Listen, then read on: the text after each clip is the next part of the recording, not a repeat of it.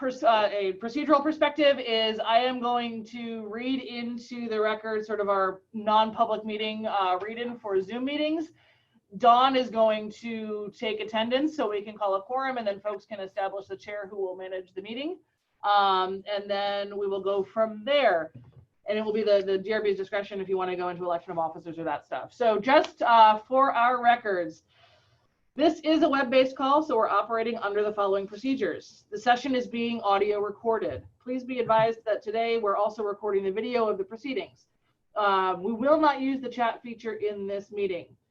To ensure sound quality, the default rule for this meeting is that everyone will remain on mute. Commissioners and staff will generally remain on mute except when speaking or voting. The meeting is open to the public, but is not a public hearing. Therefore, no members of the public may speak unless specifically invited to do so. If a member of the public creates an audio or video disruption, they may be manually ejected from the meeting upon recommendation of staff or the chair. We appreciate your attendance at this meeting. Should you have any questions about the process, you may call our staff at 860-444-5813 after the meeting has ended. So Dawn will take roll, and then once we've established a quorum, we will turn it over. Bill McNulty. Absent. Robert Nye. Absent. Ed Pellegri. I'm here. John O'Neill. You have to say that. We see John here. This mute unmute thing keeps getting me. Joy Merrill. Yes. That's 3. That's it. All right, and who will we be appointing to act as chair today? John. Sure. Strict adherence to Robert's rules, I understand. All right, so with that, John, I don't know if you have a copy of the agenda in front of you. If you need me to read off items, I can certainly do that. Nope, I do have it. So do we need to appoint alternates today? I don't think we have anybody to appoint. All right. Next on our agenda, election of officers. We can table that for afterwards. I think we're going to have to do that. All right, plan reviews. Sorry, I'm having trouble reading off the phone while we do this. All right, request of Mega Way Realty, LLC applicant and owner for site plan approval. Abby, should I read the entire thing for this record, or? I think as law, it's the item number 3, PL 20-9, and that's sufficient for this. That's fine. That's correct. Okay, very good. So we will proceed with item number 3, PL 20-9. Terrific. Abby, do you want to start the slide? Yep. Thank you.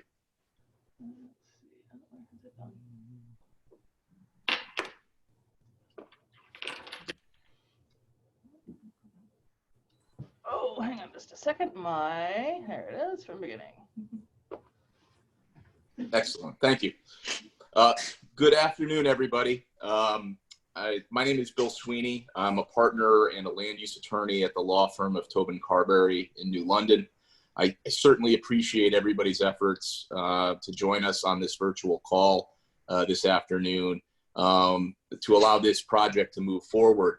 As the DRB knows, we are scheduled to be heard within the hour by the Planning and Zoning Commission as well in a virtual meeting. So we really, again, appreciate the efforts that you've made to join us this afternoon. I'm here on behalf of Mega Way Realty, LLC, which is a holding company owned by the Diversa family. And this holding company owns a vacant gravel lot, which we're going to show you in a few moments, located at 357 Mago Point Way, down in the Mago Point section of Waterford. My client has submitted to the Planning and Zoning Commission a site plan application with a coastal site plan review for a new 1,300 square foot accounting office to be developed on this vacant lot, elevated up on piers up above the 100-year floodplain. Joining me today is our design team. I have Sergio Terenzia and Sarah Brittner from Terenzia Engineers. They're the project engineers for the project. I've had Peter Springsteel, who's our project architect, and I have Bill Ross, our landscaping consultant as well. Next slide, please. As you are aware, this isn't the first time we've come before the Design Review Board. The Diversa family actually has a home here. I think that's, could you stop that and go back? I think it was just playing.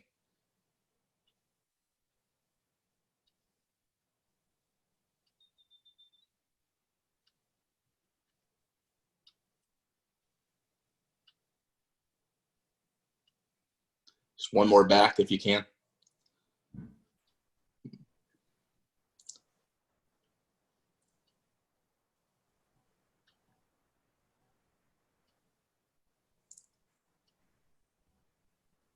One more. Perfect. Hopefully it doesn't play. Good. No, it's playing again.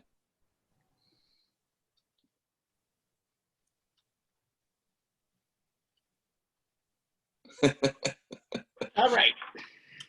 Yeah, for some reason it's playing like it's stepping through rather than going, yeah. Maybe just click on the slide and would that work? I can't read what that message is on the slide. Yeah, if I may, if you go up to where slideshow is, where it says slideshow, there's a button over at the very end where it says use timings. If you unclick that, that'll stop it from moving. There you go. Thanks, Sarah. You're welcome. Okay, hopefully it'll stay here now. So just going back to what I was saying a second ago, as you all should be aware, the Diversa family has invested a significant amount of time and resources into the redevelopment of the Mago Point neighborhood over the last few years. You're probably familiar with the construction of the large office building located at 361 Mago Point Way. And late last year, we actually appeared before your board and got approval from both your board and the commission for a future wine bar cafe that's going to be built next door to that office building at 363 Mago Point Way.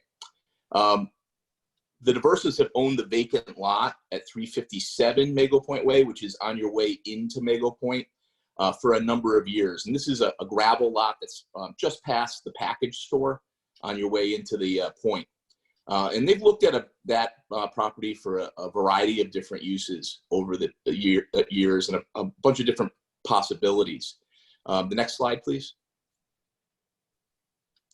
As I said, the original office project at 361 Mago Point Way has really been a tremendous success, and it's become an integral facility for Mr. Diversa's human resources company, which is known as Diversa Partners. That first project showed that this area can support higher-end office space, and as a result, my client consequently now wants to move another division of his human resources company here to Waterford. And so at 357 Mago Point Way, we're looking to propose a smaller and more modest office building project. And this office will house Diversa Partners' accounting operations and financial staff. And we believe that this project continues the commitment that the Diversa family has made to the town of Waterford. It builds on the community's efforts to recreate Mago Point with new investment. It certainly encourages renewed vitality and activity within the neighborhood. And it goes a long way, we think, to reversing the trend that we've all seen over the last few decades as this area of town has struggled. So tonight we're going to share with you the details of the new Mago Point accounting office project. As you may be aware, offices are permitted uses in the Mago Point district, subject to just site plan approval. There's no special permit or public hearing required, but we are required to come before the Design Review Board for your recommendation. Go to the next slide, please. The parcel itself that we're developing is just under 5,000 square feet in size. It's a very small parcel. And it's what we call a legal pre-existing non-conforming lot. So it's undersized, but we have the right to develop it. If you want to just go to the next slide. Some photographs, if you're familiar with that area, you might be familiar with this property. Like all the other properties in Mago Point, this parcel is located within a special flood hazard area. So as you're going to see later on in our presentation, the design of the building that we're proposing is elevated on piers, so that we raise the first floor of the building up above the base flood level.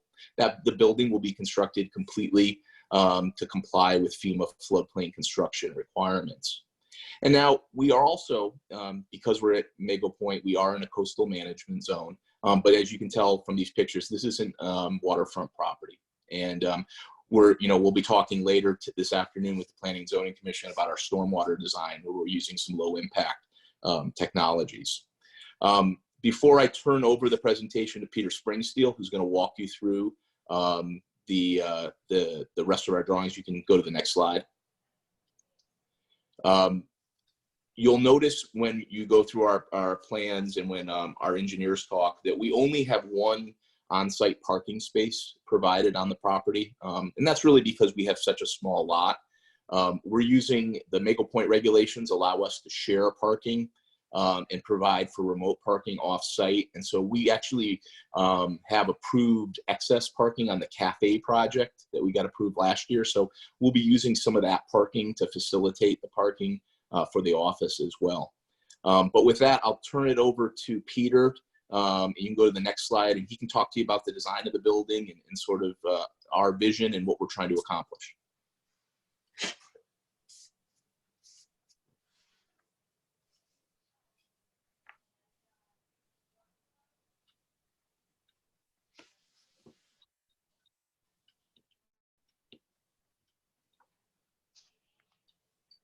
Peter, you got to go off mute. Good afternoon. My name is Peter Springsteel. I'm the architect for the project. And you can see from these renderings that there's somewhat of a echo or similarity to the two other buildings that we've designed for Mago Point, in that they're elevated, they're very New England coastal kind of style. They utilize a lot of the gable and shed dormer type architecture with a nice big porch on the building and stairways coming down to grade. If you go to the next slide, Abby. So these are some of the materials that we're proposing. Over on the left, you have a board and batten siding that they make in fiber cement, which is very durable and requires very little maintenance. So the look will always maintain itself without too much effort. We've got double hung windows with simulated divided lights that are very coastal in nature, traditional kinds of window. These are wood windows on the inside and they're clad on the outside. So again, from a maintenance standpoint, they're very durable. And then on the right, you have, again, hardy plank shingle siding, which we're going to be using up in the dormer areas. This particular product we've used on the larger office building, and it's a really great knockoff for wood shingles without having the maintenance of wood shingles. And if you've looked at that building, you can't tell the difference really. You can weave them, you can flare them. So it's a great product for what we're doing down here. Next slide, Abby. On our porches and stairways, we're going to have cable railings and we're going to have e-pay decking. So that all fits in well with this neighborhood and sort of a residential feel that we're trying to maintain in that particular neighborhood. And also these are very durable products and sort of have a nautical appeal to them. Next slide. On the left, you see some V-joint paneling. We're going to be using this in a limited area. There are two stairways that come off the building, and we're enclosing the areas beneath those stairways. One of them will enclose our trash cans. The other one is just an enclosure to ground the stairways. So we're gonna clad that underneath portion with this vertical panel siding. And it'll be trimmed out with a PVC trim board at the perimeter to frame it out. In the middle slide here, you're seeing rubbed concrete. On the left is what it normally looks like when you finish it. And then on the right is what we'll try to achieve for the finished look of the concrete piers that we have to have to elevate the building in this flood zone. So it's a very uniform, decent looking finish for a concrete surface. So I felt that that would work well there. And then on the right, you have architectural grade shingles that we're going to be using for the roof in a color that mimics cedar shingles. So I think we're using high quality materials here. We're using materials that are appropriate for this coastal location. Next slide. Okay, so on the left side of this drawing, you're seeing essentially the grade floor plan of the building. So you have a stairway that's coming up from the sidewalk, the public sidewalk in the front of the building. And then on the left side, you have our second means of egress that empties towards the back of the property and would lead you to our one parking space. Other than that, the building is open underneath, and you can see that in the renderings there. So it's very much see-through from the grade plane. The second drawing there in the middle is the first floor plan. And this is showing you, this is giving you an idea actually of how actually small this building really is. It's almost the equivalent of a very small house. So we have our porch on the two most visible sides of the building, which I think scales it down to grade. And then you have a series of double hung windows and French doors leading into the building. And it's pretty much an open plan with our utility stuff in the back of the building on that level.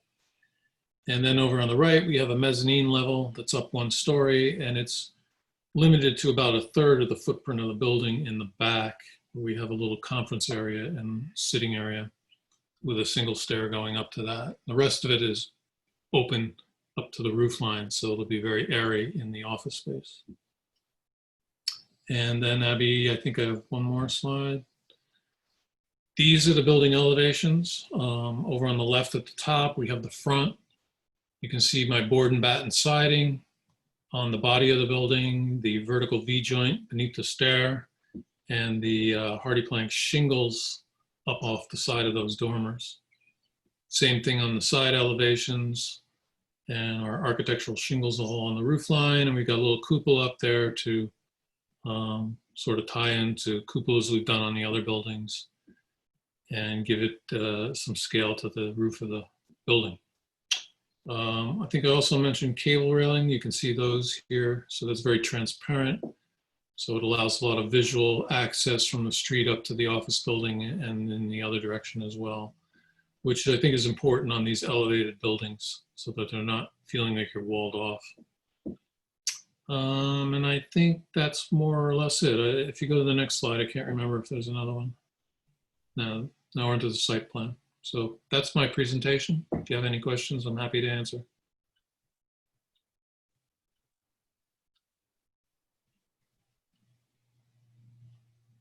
Sarah, why don't you and Sergio go ahead? Thanks, Bill.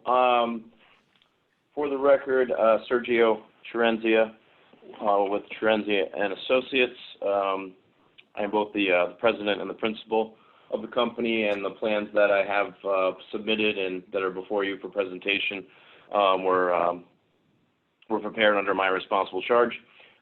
We have offices. Our offices are located at 99 Mechanic Street in Pawcatuck, and I am a licensed engineer in the state of Connecticut. You can, Abby, if you would, you can move forward a couple of slides, I think. We don't need to see this one. Yeah, this is probably the best one to start with. So as Bill went over a little bit of the description of the site, as you can see, everything on this site has a place, and a place has everything. Peter did a great job of citing a building that fit the site. We went through some iterations with trying to get access, stormwater, and finally came up with this proposed layout. You can note that there's a driveway at the top of your screen that where we have the entrance. To the rear of the property, where there's a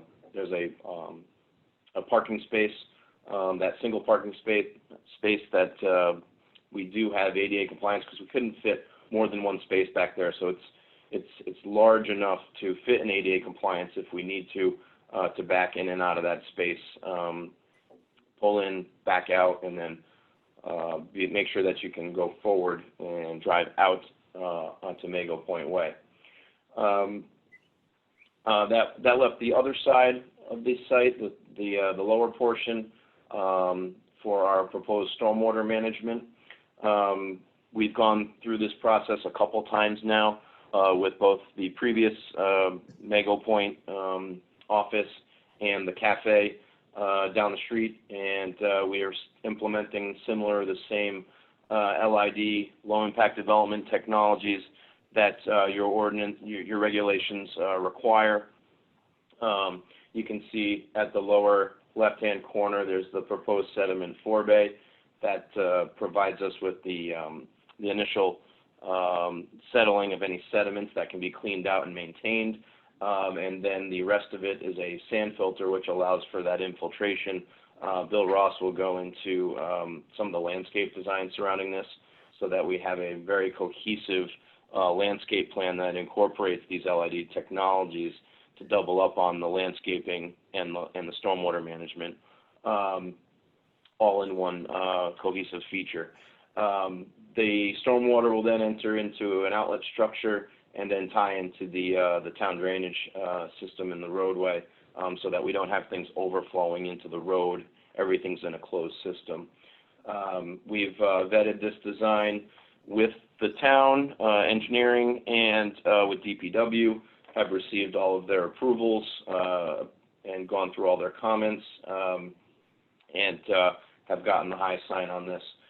We do have to do some additional utility coordination, which will come prior to construction. We've also, Abby, if you want to move forward, I think this gives the site in a little bit more context, just its location, and you can see where we're bringing the drainage down along Mago Point Way to tie into one of the catch basins, and we'll take care of the road improvements associated with that to restore that. But it keeps, like I said, keeps the drainage, and that's just an overflow. We're managing all of our stormwater on site and then letting it overflow and has a safe way of discharging off of the site. Abby, if you could go forward one more. I just wanted to also highlight that in incorporation with your regulations and the requirement, Bill may have touched upon this, and he can go into it and embellish more, but we're using your typical roadway sections as required by the required for the Mago Point Way regulations. That we take from center line of road, we're meeting all the requirements for on-street parking, and then migrating into the site, meeting all the criteria for those master planning aspects of Mago Point Way. Beyond that, just some other technical things. We've handled drainage, utilities.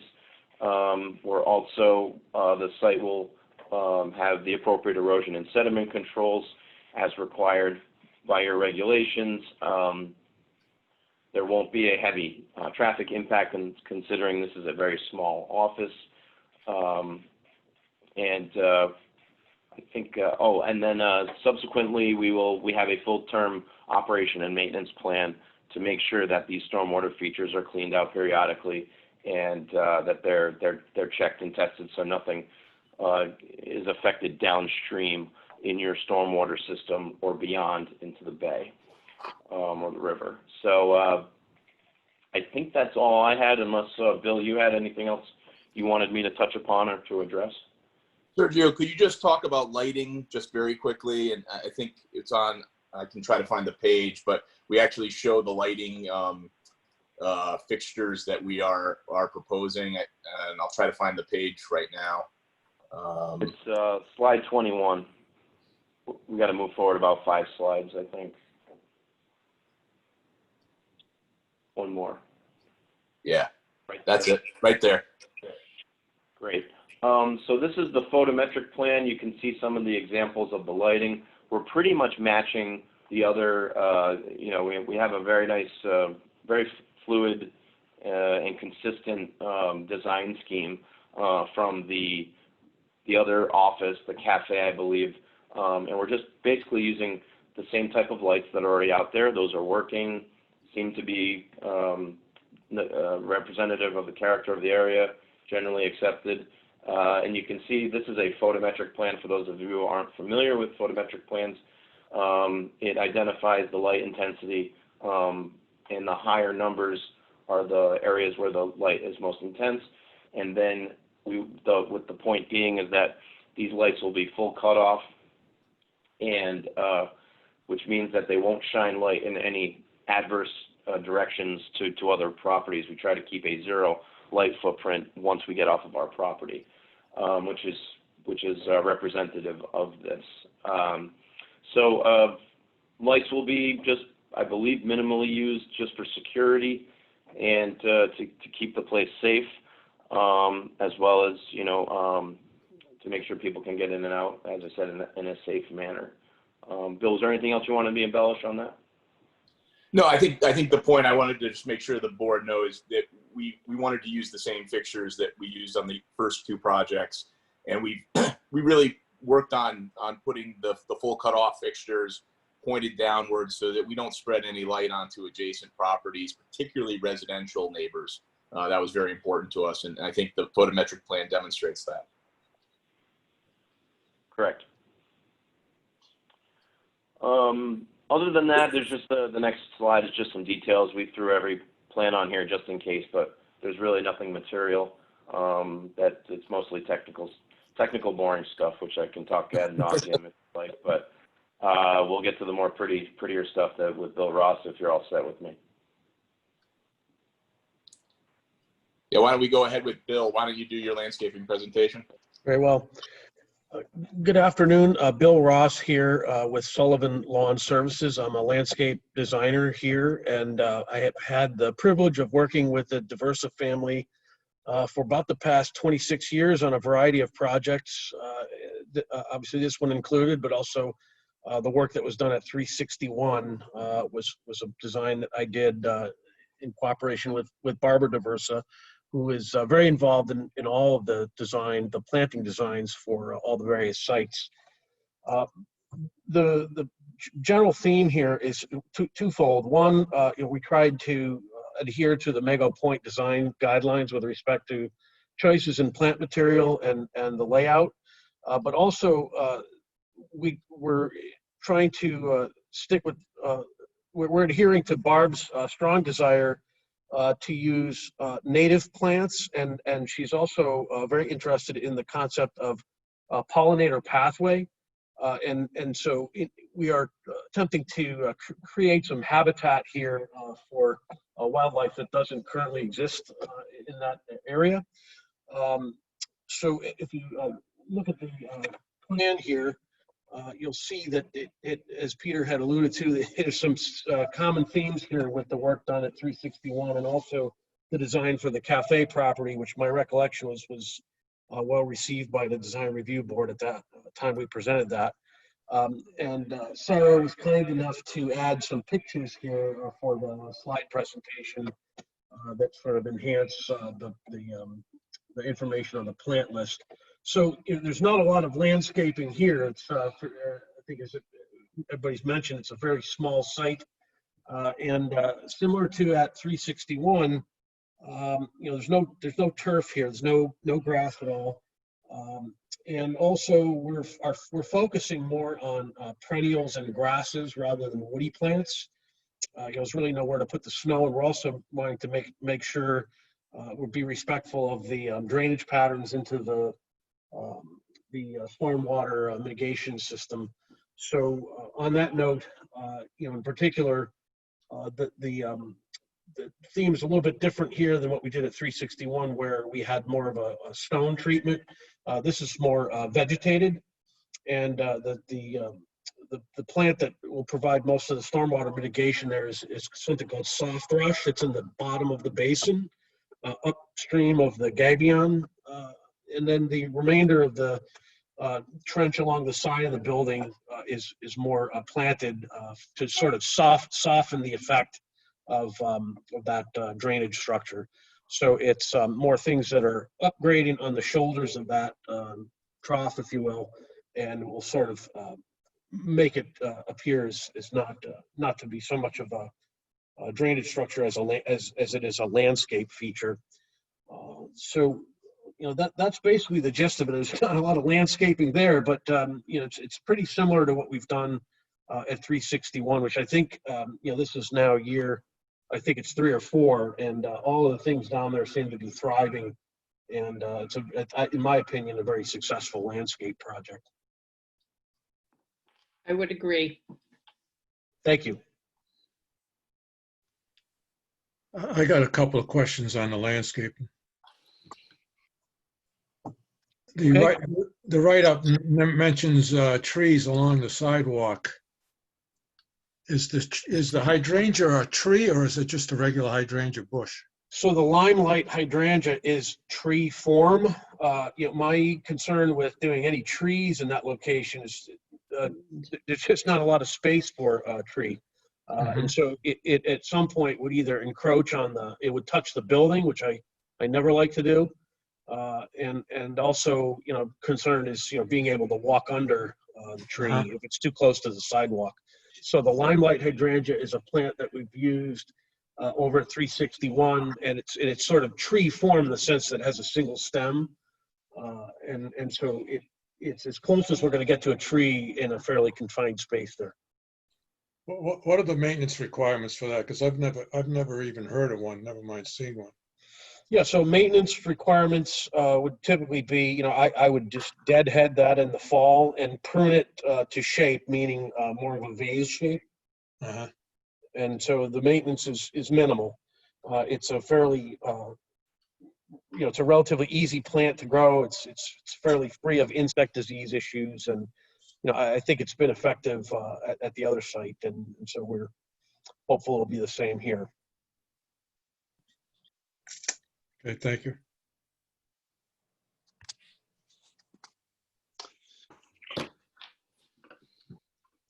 We're available if you have any other questions. But I want to thank I do have another question. Go ahead, sir. Not on the landscape. Planometrics had quite a few comments. I'm not sure it's under the purview of the design review board. It's more of the planning and zoning. I believe you're referring to the village district review report that was submitted. The design review board is required to review this village district review report, and this was submitted by Planometrics. I don't know, Bill, at some point you'd be going through these comments that were submitted by Planometrics. Yeah, I mean, I'm happy to go through them if the board would like me to. I think two things. One is this review was done prior to the first our first revisions of the plan. So many of the comments they have, for example, underground utilities, need to be shown. We've made those changes to the plan. I also understand that for some reason the landscaping plan that Bill just presented didn't get to Planometrics. So I know they indicated they didn't have a landscaping plan. We certainly submitted one. I think that was just an oversight in the referral to them. But if you read through, I think, in every position, we either are compatible or potentially compatible.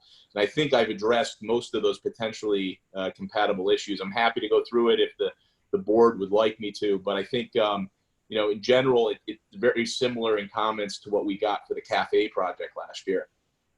Well, they made a pertinent comment about why aren't you parking underneath the building? I think you're like at least 14 feet above the, at least 14 feet high. They There's, asked why I didn't use the 3 spaces under the building to park. Maybe I can answer that one. I really don't think there's turning radius to get under the building, and it also complicates the building when you're parking underneath it. I would then have to do a concrete deck above it and increase the cost of building that building tremendously to accomplish that. And I think maybe Sergio, you can comment on the feasibility of actually getting a car under there. Yeah, Peter, I'll just chime in. Very simply, it's with the location of the columns and the support system of that building, and given its size, there's really no way to make those turning radiuses to get in and out, as Peter cited. Okay. You need to have some significant clearance to make it underneath the building and get in and out. And the way that this building is designed, and I think any building, not a slight to Peter, it's just not feasible because of the size of the site. Okay, and they made a comment about a bike rack. So if you're not going to park under there, you could actually use the columns to latch a bike, I think. Yeah, that was actually a comment from Mark early on, and we're more than happy to add a bike rack to the plan. That's not a problem. I think you can wrap a cable around the column, because that's what I do down south. So I'm not a big bike rack fan, and I'm a biker.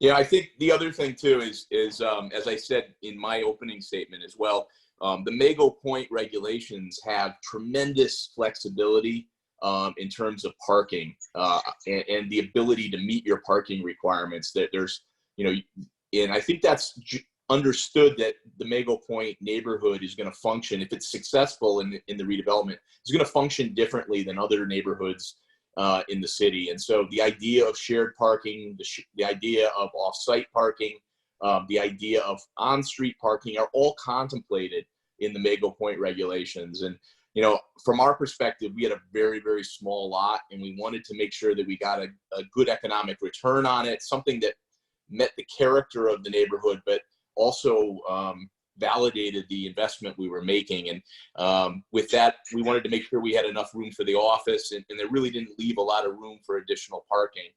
We think we've come to a decent plan on parking that meets our needs and is reasonable and allows us to have a building that'll be successful. I have a question. How many employees will actually be in that building? That's a good question. Right now, we're looking at a small staff of maybe 4 or 5 people. We've got the head CFO, and then his secretary, and then perhaps a couple other accounting individuals. And that's really relocating a couple different offices and merging them together at this location. Diversa Partners has offices throughout the United States and even outside of the United States. They've got an office in London, I think in France as well. And so this is going to be sort of their global accounting headquarters. But right now, it's a very small group of people, 4 or 5 people, I believe. So we're not talking about a dozen parking spaces else? No, not at all. And that was part of the rationale for the parking the way it is. The main office building is used for a variety of human resources activities. Diversa Partners is a recruiting firm, so what their primary business is they recruit individuals for high-tech companies. So the Googles, the Amazons will hire Diversa Partners to find corporate executives for them. And so they bring them in for interviews and for training. And that's really what the main office building is used for now. So it has sort of, we have a lot of parking at the original office building as well, which will be overflow for all of their uses, but it sort of comes in waves. They'll have, an event for a couple days. They'll have a training session that'll go on a couple days, and then you might not have some people there for a while. And that's just how the facility's used. Okay. All right, very good. Were there any other questions, Ed? Joy? No, I'm done. I think the turn-in ratio is a good comment that I probably overlooked. Yeah, I thought even the parking spot at the back, that was going to be a tight turn. It is, it'll be tight. It will be tight, but we have to provide the ADA accessible space on site. So, Oh, sure. Yeah. Very good. Any other questions? I just wanted to, go ahead. I just think the continuation of the design and the landscaping, it's wonderful. Mm-hmm. We're hoping, we really hope, and I know both Paul and Barbara really feel that, they've created a model and they continue to keep that trend in their projects. I hope other people do it as well. So, when you have applications that come before you in Mago Point that aren't Diversifamily projects, it'd be great that if we can continue using the same lighting fixtures or something compatible, take that seaside village architecture, because I think, the amount of money that my clients have put in there, they're looking to reinvest long-term in Mago Point. And I hope that, their work and the work of some other property owners, provide a catalyst to get some more redevelopment going down there. Mm-hmm. Yeah, I agree. I think you guys have provided an excellent runway. I really like what Peter's done with the various building elements where they're not identical but similar, very reflective of each other. It's a nice community design. I like it. Well, and I think that goes to, one of the things the Mago Point guidelines talk about is trying to be authentic. Like, it's not about recreating Mystic in Waterford. It's creating your own palette and your own identity. And I think that's what's great about Peter's designs. Like you said, they're not all identical. It doesn't look like you're going to Disney World. Each building has its own character, but they all can stand, they all stand alone, but they all, speak to each other. Very good. All right. So does anyone feel that we need to attach any notes or comments to an approval of this design? No. So can I have a motion to approve?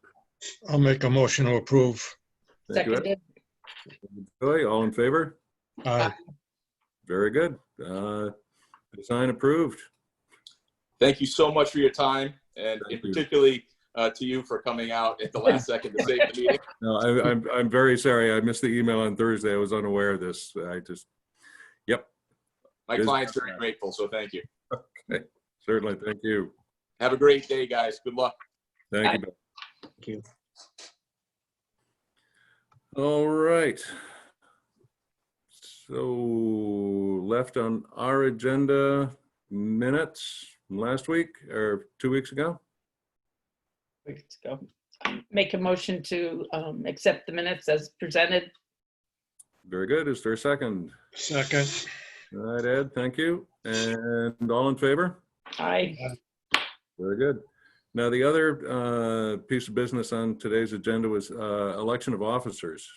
Should we table that until we have more folks in attendance? Yep. I think to be fair, we should. Mm-hmm. Now, that said, how many other folks do we have? Because I don't expect we'll be getting Bob Nye on one of these Zoom meetings. Is Bill out of town temporarily, or? No, Bill this time just had a scheduling conflict and wasn't able to jump on the call when it started. So I think that, certainly we can, if we need to make additional provisions to help Bob jump on, we can.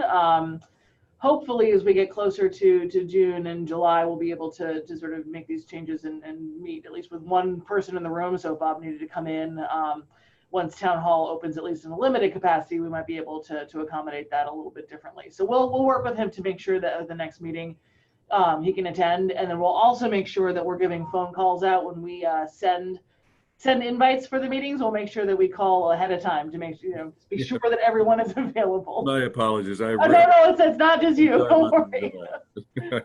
No, we'll follow up and make sure, because I know everybody's kind of working with just odd operational procedures right now. So Well, I'll be honest, I had to relook at the agenda because I was used to 4:30, yeah. Right. so. But we will call and confirm before we send an agenda, and then we will, if we have any questions about whether folks are available, we'll follow up with everybody individually. Very good. So do we have another meeting scheduled? I don't believe we have one Okay. for the, yeah. Did a meeting schedule go out this year? There is a posted meeting schedule. So what we are doing is if we have something that we need to schedule a meeting for, we've been trying to do the daytime meetings only because it's easier to have staff in the same room and do some of this stuff. And sometimes it takes a few more people to run the Zoom meetings if they're larger meetings. As we get closer to some schedule that approximates going back to a new normal, we'll likely at some point move back to our normal time. But we've been trying to accommodate folks during business hours since everybody has so many different things kind of going on. If that's not working, certainly feel free to call me, email me, and we can work out times that are best for the board members. Where is the meeting schedule for the year? It's posted on the website. Website. The planning and zoning website? Yeah, and DRB has its own page, and then you can also, if you go to the Town of Waterford website, there's a calendar on the homepage, and you can look ahead to the whole year and see the meetings. Okay. But all of those are the regular meetings, so those will all say 4:30. So when we schedule these meetings, we're actually canceling the normal ones and scheduling special meetings at these extra times. So, like I said, if the time is problematic, let me know, and we'll work with everybody to make sure it fits. But it's the same day, right? So far, it's always been the same day. Okay, very good. Motion to adjourn. Second. All in favor? Aye. Aye. Thank you very much. Thank you, everybody. Have a great day. Bye.